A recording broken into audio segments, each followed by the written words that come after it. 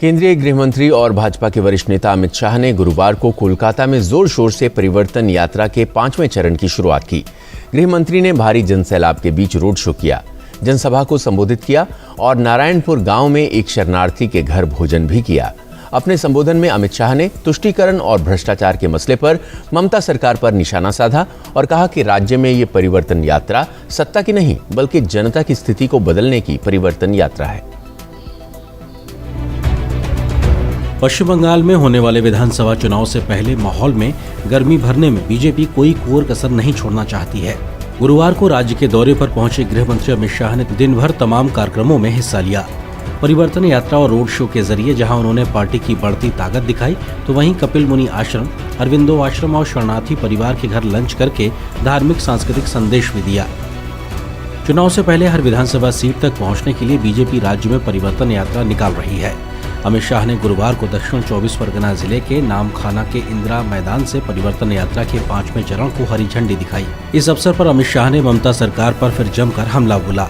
अमित शाह ने कहा कि बंगाल के विकास के लिए मोदी जी ने ढेर सारे पैसे भेजे, लेकिन ये पैसे दीदी के सिंडिकेट की भेंट चढ़ गए हैं। उन्होंने कहा कि बीजेपी सरकार आएगी तो सभी भ्रष्टाचारियों को जेल भेजा जाएगा। बीजेपी अध्यक्ष जेपी नड्डा ने 6 तारीख को राज्य में परिवर्तन यात्रा की शुरुआत की थी। 11 फरवरी को पश्चिम बंगाल के दौरे के दौरान गृह मंत्री ने कूच बिहार से राज्यव्यापी परिवर्तन यात्रा के 4थे चरण का शुभारंभ किया था। परिवर्तन यात्रा को हरी झंडी दिखाने के कार्यक्रम के बाद अमित शाह ने नारायणपुर में एक शरणार्थी परिवार के घर लंच किया। शरणार्थी परिवार के घर लंच करने का कार्यक्रम इसलिए भी खास है कि हाल ही में उन्होंने संकेत दिया था कि कोरोना वैक्सीनेशन खत्म होने के बाद CAA के तहत बांग्लादेश से आए शरणार्थियों को नागरिकता देने की प्रक्रिया के नियम कानून तय होने का काम शुरू हो सकता है। दोपहर बाद गृह मंत्री ने नामखाना के शमशान काली मंदिर से रोड शो किया। इस रोड शो में लोगों की भीड़ देखकर बंगाल में बीजेपी की बढ़ती ताकत का अंदाजा साफ लगाया जा सकता है। रोड शो के दौरान अमित शाह खुली गाड़ी में पार्टी की राज्य इकाई के नेताओं के साथ थे, जबकि सड़क के दोनों किनारों पर लोगों की भीड़ फूल बरसा रही थी। गुरुवार सुबह गृह मंत्री के कार्यक्रम की शुरुआत हुई कोलकाता के रासबिहारी एवेन्यू स्थित भारत सेवाश्रम संघ के दौरे से। अमित शाह ने भारत सेवाश्रम संघ की प्रशंसा की।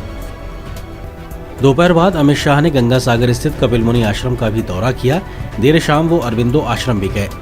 अमित शाह ने अपने दौरे से न केवल पार्टी कार्यकर्ताओं में जोश का संचार किया, बल्कि विरोधियों पर जमकर निशाना साधा।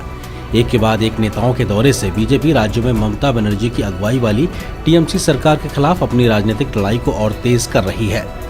मित्रों, ममता दीदी ने कहा था कि हम मत्स्य न्याय लागू करेंगे।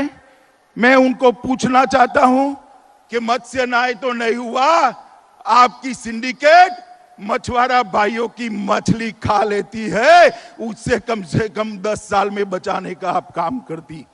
इन्होंने कुछ महीनों के लिए बहुत सारी योजनाएं डिक्लेयर की, मगर कुछ नहीं हुआ। मित्रों, आज मैं यहां पर आया हूं तब आप सबको कहना चाहता हूं कि इन्होंने इंटीग्रेटेड फिशरी जोन बनाने की बात करी थी, नहीं हुआ।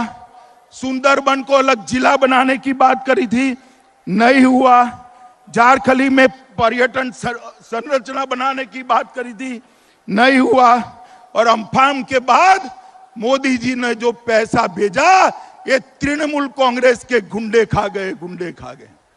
मैं आज यहां आप सबको कहकर जाता हूं, भाजपा की सरकार बनने के साथ ही अम्फान के अंदर जो भ्रष्टाचार हुआ है, उसके लिए उच्च स्तरीय जांच कर आपका पैसा खाने वाले सारे लोगों को जेल के हवाले करेंगे। मित्रों, मोदी जी ने 3500 करोड़ रुपया भेजा, मगर कुछ नहीं हुआ। मित्रों, TMC का एक ही नारा है, भतीजा बढ़ाओ। भतीजे के कल्याण के अलावे TMC के मन में और कोई कल्याण नहीं। मित्रों, नरेंद्र मोदी जी का नारा है सबका न्याय, सबका साथ, सबका विकास। मित्रों, ये क्षेत्र के अंदर कई बार चक्रवात आते हैं, तूफान आते हैं। मैं आज यहां कह कर जाता हूं कि भारतीय जनता पार्टी की सरकार बनने के साथ ही जीरो कैजुअलिटी टास्क फोर्स इस क्षेत्र के लिए हम बनाएंगे, जो तूफान में एक भी व्यक्ति की जान न जाए, इस प्रकार का हम काम करेंगे। मित्रों, वनाश्रित लोगों को शहद इकट्ठा करने के लिए भी हम कई सारी योजना लाएंगे। मित्रों, आज मैं यहां आया हूं तब मेरे कुछ साथियों को याद करना जरूर करता हूं। बंगाल में जो राजनीतिक हिंसा होती है उसमें 130 से ज्यादा भारतीय जनता पार्टी के कार्यकर्ता मारे गए। दक्षिण परगना, 24 परगना, हमारे सुशांत हलदर, डायमंड हर्बर, प्रहलाद विश्वास, पूर्व 24 परगना, सौमित्र घोषाल, मथुरापुर, निर्मल मंडल, दक्षिण 24 परगना, बुबाई धरई, डायमंड हर्बर, देवाशीष मंडल, मथुरापुर, गौतम बात्रा, दक्षिण 24 परगना पूर्व, शकुंतला हरदर। ये ममता दीदी चाहती है, वो मानती है कि किसी को मार देने से भारतीय जनता पार्टी रुक जाएगी।